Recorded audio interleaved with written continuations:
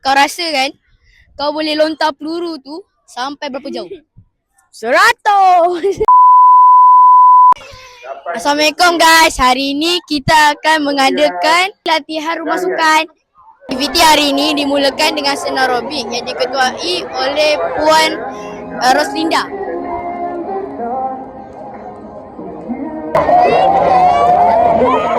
Sekarang saya berada di seksyen lompat tinggi. Jom kita lihat Rumah Merah melakukan lompat tinggi.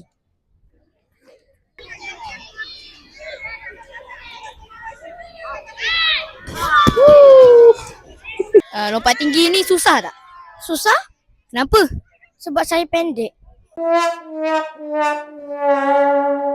Sekarang kita akan tengok rumah hijau pula yang berlari. Cikgu rasa kan rumah hijau ni boleh kalahkan rumah-rumah lain tak? Oh, mestilah. Rumah hijau kan kuat.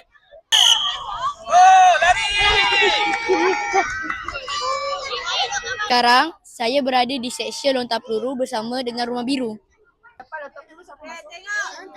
Tengok Okey, jauh tak? Kau rasa kan kau boleh lontar peluru tu sampai berapa jauh? 100. Rumah kuning sedang melakukan lompat jauh. Jom kita tengok.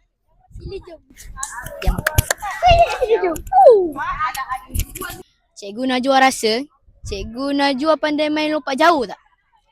Cikgu bergantung pada anak-anak murid cikgu.